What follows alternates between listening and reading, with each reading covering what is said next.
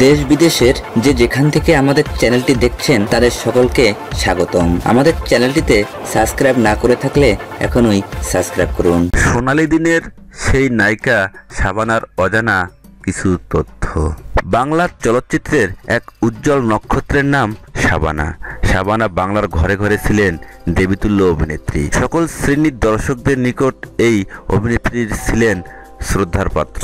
জীবন্ত অভিনয় দিয়ে খুব সহজেই দর্শক হৃদয়ে প্রবেশ করতে পেরেছিলেন বলেই অভিনয় থেকে বিদায় নেওয়ার পরেও তার কথা ভুলতে পারে না এদেশের ফিল্ম ইন্ডাস্ট্রি। শাবানার সম্পর্কে কিছু তথ্য তুলে ধরা হলো পাঠকদের জন্য। শাবানার আসল নাম আফরোজা সুলতানা রত্না। চলচ্চিত্রের নাম পরিবর্তন করে হন শাবানা। 1967 সালে পরিচালক ইহতেশামের উর্দু ছবি চক্রি দিয়ে পর্দায় আগমন। শাবানা অভিনীত ছবির সংখ্যা প্রায় 500-এর মতো।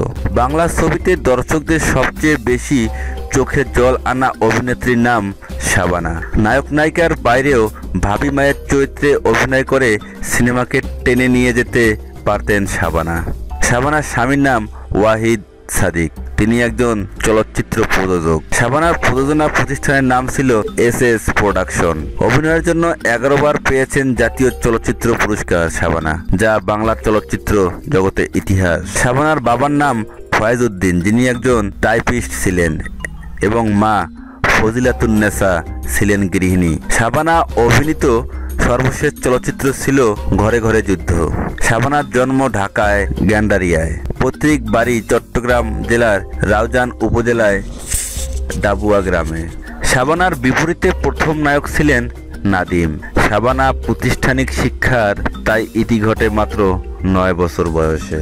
ভিডিওটি ভালো লাগলে লাইক দিন, অবশ্যই কমেন্ট করে জানাবেন। এমন সোনালী দিনের নায়িকাদের খবর পেতে আমাদের চ্যানেলটিতে সাবস্ক্রাইব না করে থাকলে এখনই সাবস্ক্রাইব করুন। ভালো থাকুন, সুস্থ থাকুন, ধন্যবাদ।